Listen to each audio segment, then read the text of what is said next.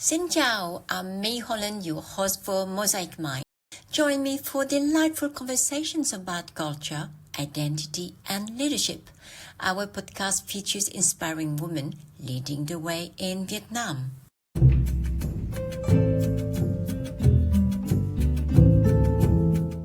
Our guest today is Melanie Dao-Ellena. Like me, Melanie's French-Vietnamese heritage is a beautiful tapestry. After thriving in corporate environment, she is taking a bold leap and launched herself in a startup with a friend. Melanie, welcome. How are you? Hello, Jenny. Hello, everyone. And thank you for having me on the show. It's really a pleasure for me to join you today and share some insights, hopefully. Awesome. Okay, so let's begin with some fun. So, how does your breakfast reflect your global background? Are you a croissant or a banh mi kind of person? Do you crave pho or a comforting gratin au fromage? Well, I might be a global citizen, but I have very Vietnamese taste, so it would be a bún bò Huế for me. Okay, so for people who don't know bún bò Huế, what is a bún bò Huế? Bún bò Huế is a noodle soup with beef from the ancient town of Huế. Very, very typical Vietnamese dish. A must try. Okay, yes, I agree. Well, it's 6:30 in Sydney now. I can tell you I'm super hungry already.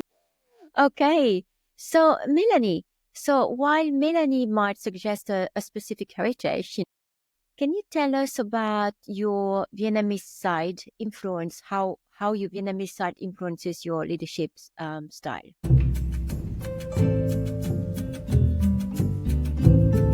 So, interesting question. Maybe let me start with giving you some background, some words about my story and my heritage. I was born and grew up in Vietnam until I was 13, and then I moved to France with my family, and then I moved back to Vietnam 7 years ago with my family, my husband and kids. So, I started out this experience, this whole Vietnam experience, feeling like a French person, and I must say that the whole journey was witnessing myself, embracing or re-embracing my Vietnamese side, and becoming more and more Vietnamese over time. So I don't feel like I have a Vietnamese side and a French side. I feel like I'm a kind of mixture, perfect blend of both. In personal life or in professional life, I try to leverage the two visions, the two aspects of my person, and I try to navigate and cultivate what I think is the best of each. And to come back to your question, how does it influence my leadership style? I can give you an example of navigating the two sides. For me, I would try to foster the French way of empowering and giving autonomy to my coworkers and try to encourage their voicing their own opinion.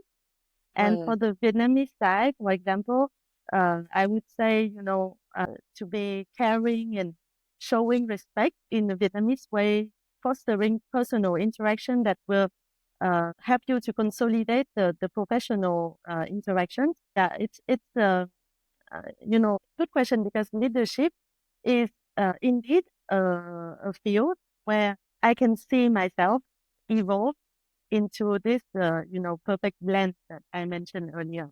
That's an awesome introduction, to the challenges of leadership, from a cultural point of view. So absolutely. So we are going to delve in even more, into that space. But thank you for giving us already, some insight about, that leadership style that you mentioned, and that was spices, was French spices, the Vietnamese spices that you're putting in, to have the perfect blend. So you have lived and worked in France and Shanghai as well. I think you said, years ago. So we can talk about it. So you lived in France, Shanghai. That's a beautiful journey, like so much experience, I'm sure. So can you how was it? How was that global experience? How was that global experience shape your perspective as a leader?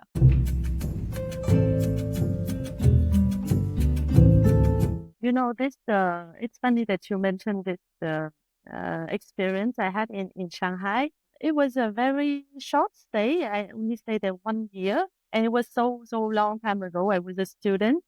But I think it was a very uh, defining moment in my life, in my personal journey, because I realized at that moment that I was comfortable in a multicultural environment. And also I had, from that experience, I had learned this very valuable lesson from myself, which was, after that experience, I was feeling a little bit regretful and not having the feeling, not having the impression that I have lived fully the experience from a cultural point of view.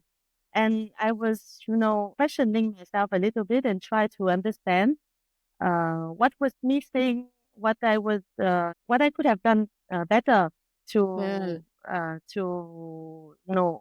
better understand the people I met.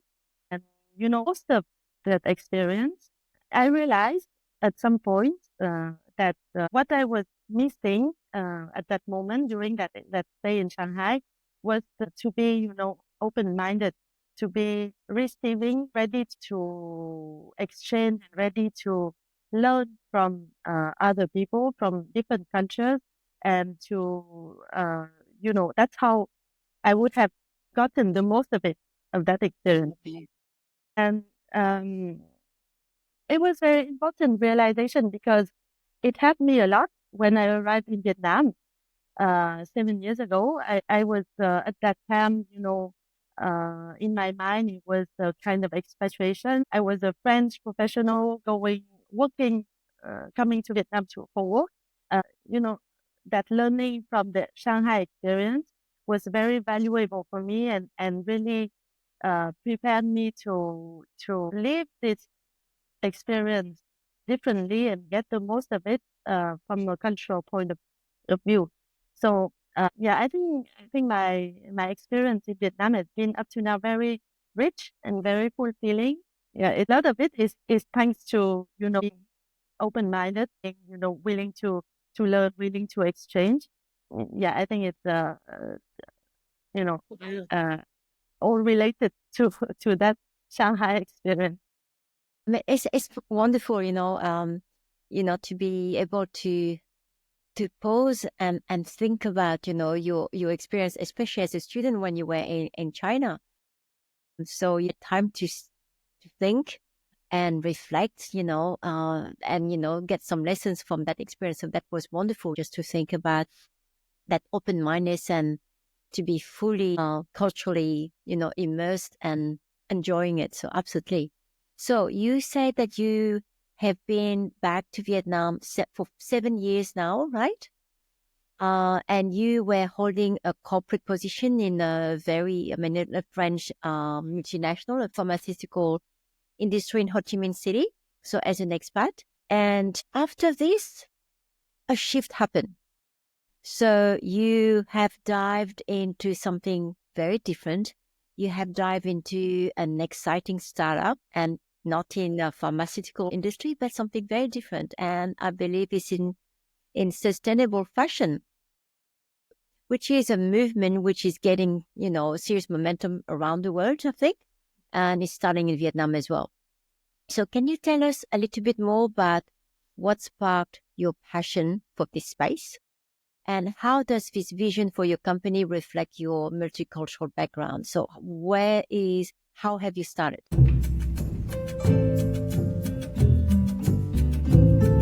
Mm.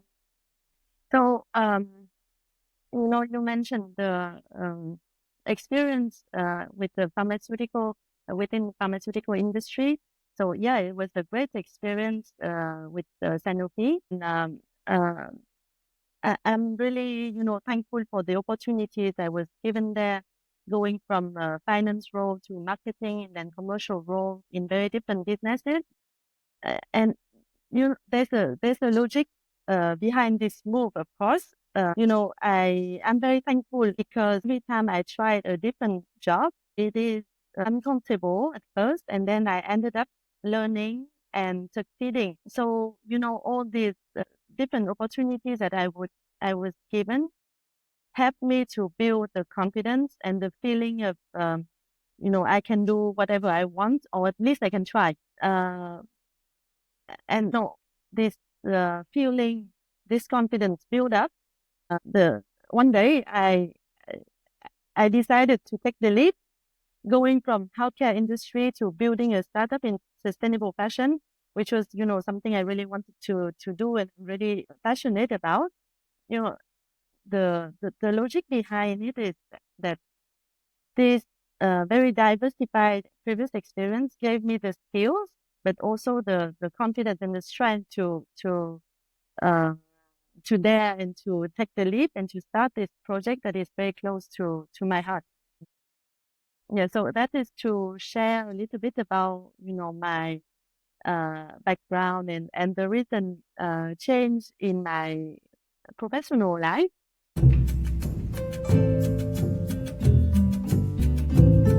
The startup name is RE.LOVED. So maybe let me explain a little bit the concept of RE.LOVED. It's the first trusted marketplace for pre-loved high-end fashion in Vietnam. It's dedicated to connecting buyers and sellers to give high-quality fashion items a second chance at life.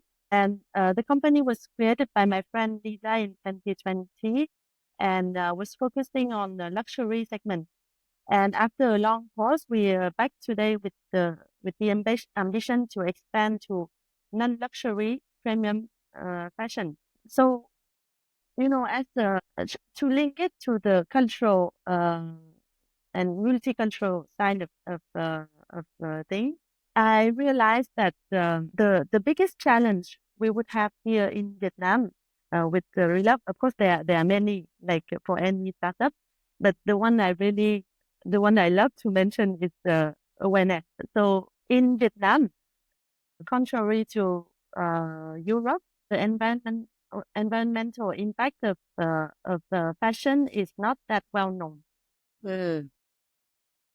For example, did you know that fashion is responsible for 10% of the global carbon emissions, which is more than flight and shipping combined? I just learned this figure not so long ago.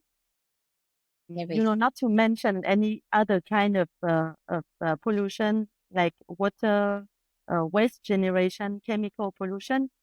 So, I myself had a bias as a French person, and I thought that it's a fact that we all know that fashion has a big impact on environment. I think I always remember talking to one friend of mine about this RE.LOVED project, and hearing her say, I didn't realize the link between sustainability and secondhand fashion, which is, the thing which is obvious to some people is not that obvious for other people. And now that I know that secondhand clothes, secondhand fashion have 70 times lower environmental impact than new clothes. For us, for RE.LOVED, it's a very clear answer. We should buy less and buy secondhand clothes. So it's a bias for me. It's being French and having this awareness of the environmental impact of fashion and trying to find an answer, a solution to it. Something that,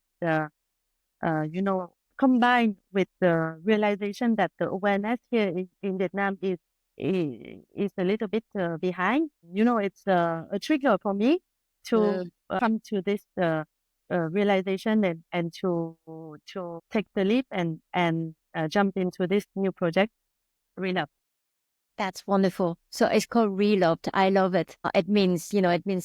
When you just hear the name, So I think, your passion of wanting to bring changes, as a social impact is absolutely wonderful.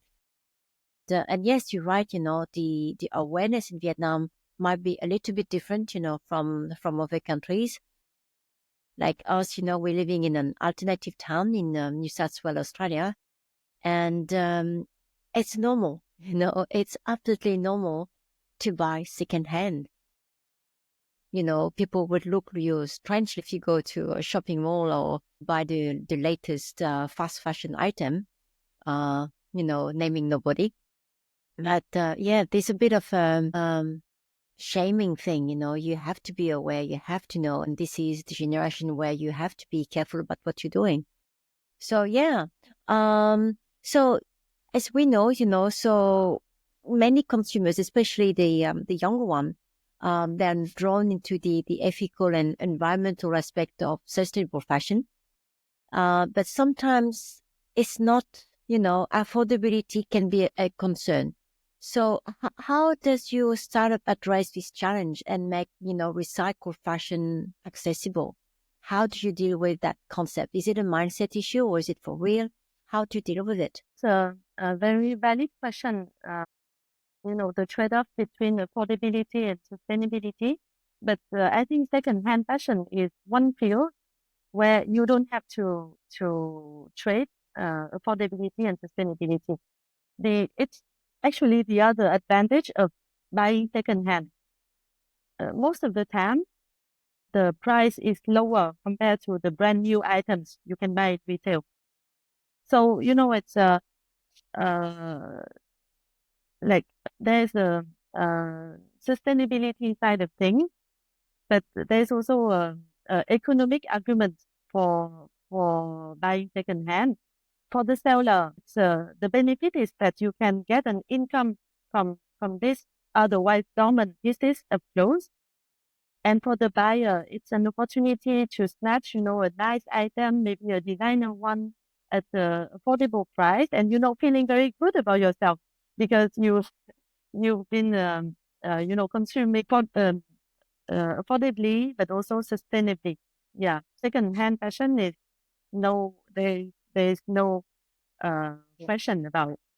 Absolutely. So you have the angle. So it's not just about ethical fashion. Absolutely. So you have very good niche here.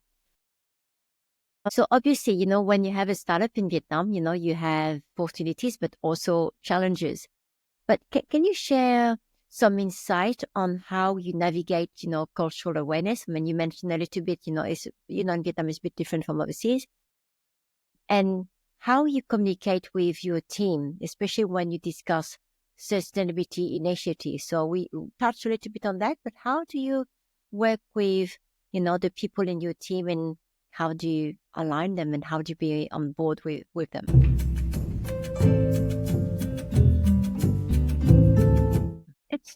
It's interesting. So let me talk about cultural awareness. I think for me, in any situation, being aware that we are different and because of our cultural background and be prepared for it with open-mindedness is the key first step.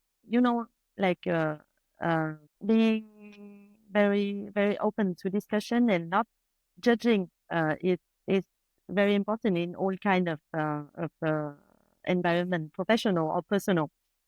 And for me, the cultural awareness from multicultural people is not always easy to navigate because you're so it's so deeply entrenched in you that sometimes you don't you do not verbalize it. You're not like aware it's there.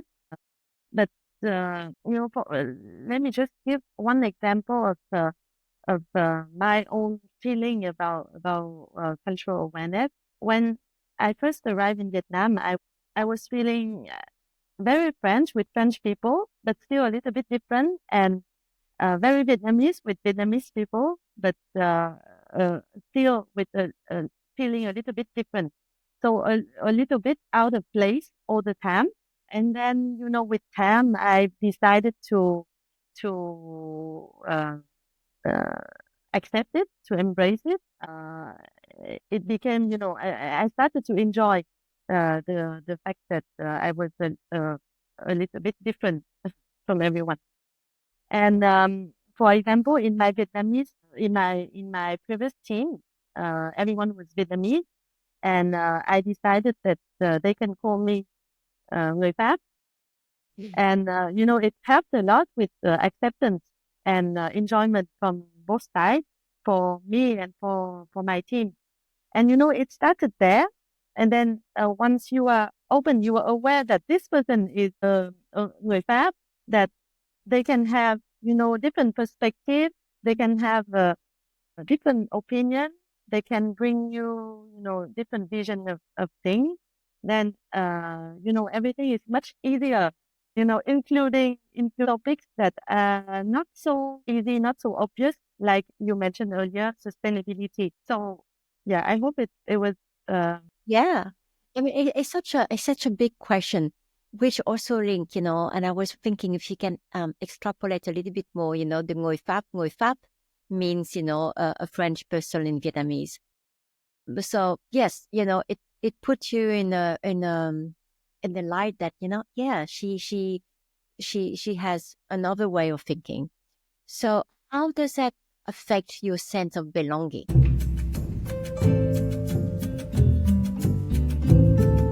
Sense of belonging is also a very big question. Yes. Maybe you can also share your insight and your own feeling about sense of belonging. For me, I feel very. It will depend on the people I am with. For example, I will feel very French with the French uh, people, and then I will feel very Vietnamese uh, with my team, with in the professional environment. I can sum it up in one sentence. I feel like a French mom and a Vietnamese professional. Love it. Yeah, but yeah, as I mentioned earlier, it's I feel like I do feel like I belong here. But sometimes I think of the future and I try to imagine myself in a French in France, and I also feel very familiar, and I also feel I belong there, and I think it's uh, I'm very lucky to to feel that way. Yeah. I mean, it's a big question and we knew it, like we're not going to even to ask, your children, that sense of belonging, because this is even a bigger question for them. So mixed heritage, makes things even more challenging. But yeah, so talking about young people, what advice would you give to young people navigating cultural richness or unfamiliar territory? What would you give them as an advice for those people who are eager to travel and they are a little bit here and a little bit there? What would you tell them?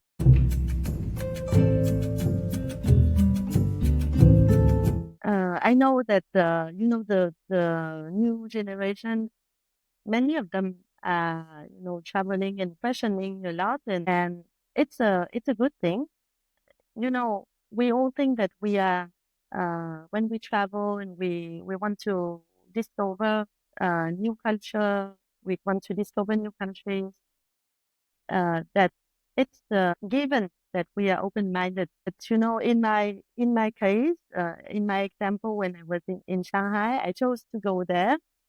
I I thought of myself as someone who's always, like curious, open, and uh, it's not that obvious.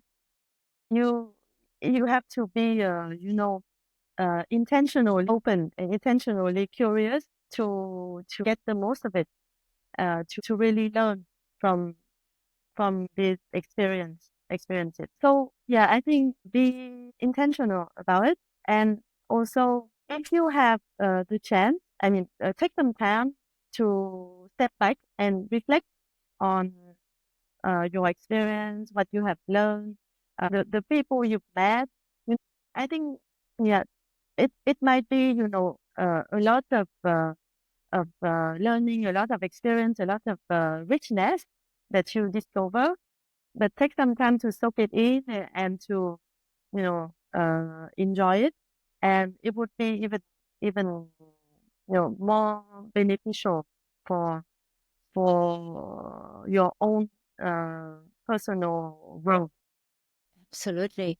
I mean, you make me think, when you're talking about your Shanghai experience as a student, I made so many cultural faux pas, when I did my MBA in the US, and I will always remember, my American friend looking at me like a snooty French, but I didn't realize it because I was just using a fork and a knife, cutting my hamburger. So it was a little bit, so you learn as you go, but those little things, do shape your growth. But as a student, so I don't know why everybody's looking at me like this, but yeah, you learn as you go. But yeah, absolutely.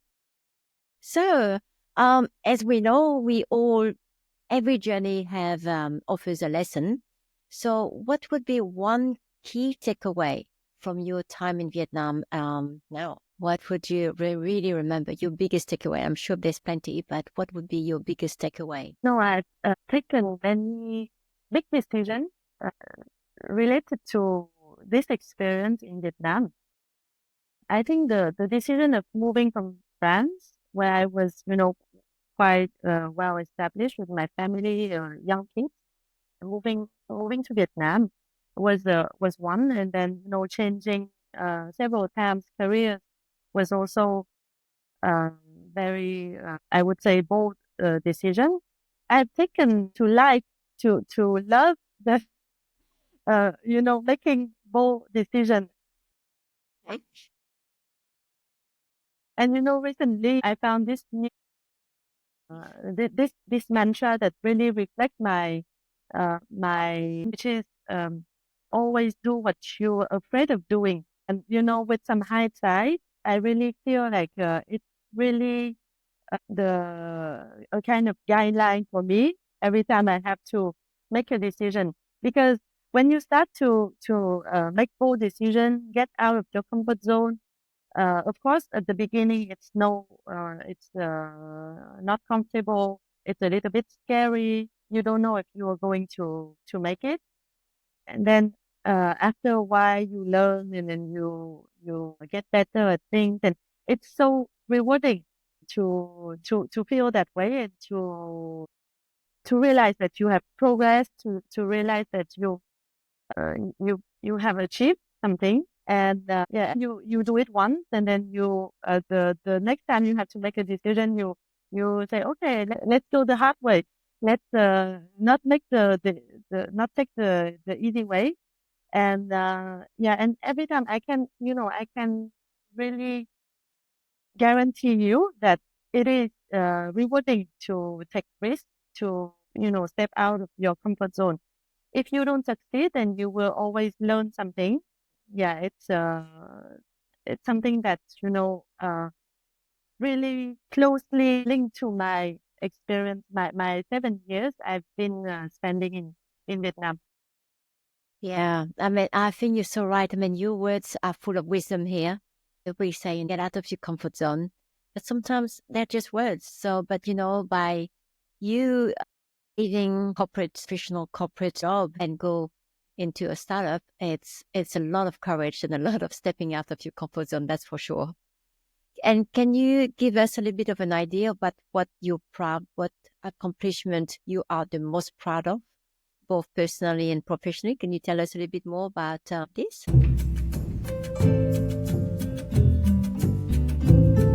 Yes, that's a very interesting question. For me, I wouldn't, mention one accomplishment, one achievement. Someone once told me it's success is uh, a marathon.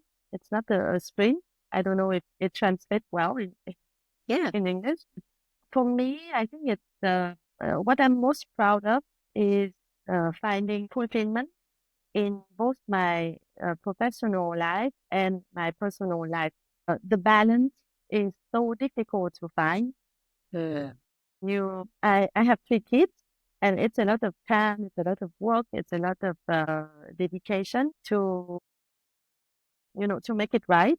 On the other side is the professional life, the vision we want to accomplish with RE.LOVED.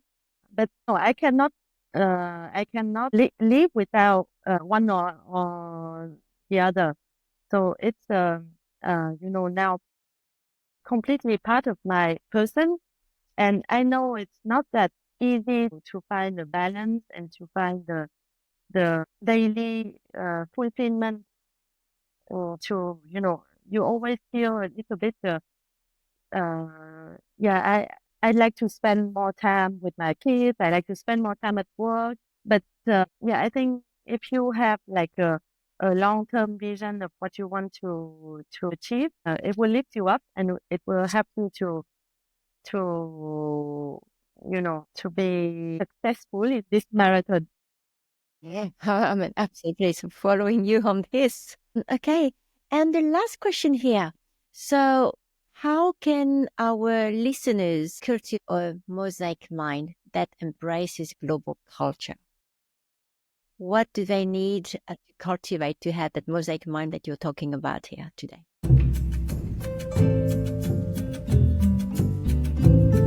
So, we talked a lot about being open-minded. We talked about stepping out of our comfort zone. We talked about taking a step back and reflect on what we have learned, and how valuable these lessons we can get from the multicultural environment. If I have to give anyone a tip about cultivating mosaic mind, something that will be a combination of all these things we mentioned earlier, that force yourself every time you enter a room or you sit at the table to talk to the people that uh, have a different culture as you. So, it's not easy. It's not comfortable. When you're French, you would go straight to the French guys, and it's so easy and much more fun. But uh, um, It's easier. if you try, and if you make an effort to try to discover the richness that different person can bring to you, it can also be really, really rewarding, and it can also bring you a lot of discovery and joy. For me, mosaic mind is, cultivating this, finding also enjoyment in music environment. That's beautiful, Melanie. So thank you very much. Your wisdom is a gift. This is really, really valuable for everyone. I have learned a lot of things myself today. So really thank you very much. So as you embark on your next adventure, remember Mosaic Mind, celebrate the leadership tapestry. So I believe that we can follow you on LinkedIn. So we will add your LinkedIn and Instagram also, or your website for RE.LOVED. So we can add it also, in the description here. And I absolutely want to follow, the progress, the success of RE.LOVED, because it's so much vision here that I want to see, in terms of awareness shift, for the younger generation, or maybe less so young as well, but definitely, the young generation, where, they can have that choice of wanting to do the right thing and still have, beautiful things as well. Okay. So we want to hear from everybody here. We are going to have a poll, and which is linked on the description here. So let us know where you are from. So is being multicultural an asset or not? So really share your thoughts. So again, Melanie, thank you very much for your word of wisdom today. Thank you for making time. Thank you, Sydney. And really sharing all those beautiful stories, from Shanghai to, to RE.LOVED and to your whole challenges that you had. I wish you a very good journey in the future, and we will see you again. Thank you very much. Happy week again. All right. Thanks. Bye.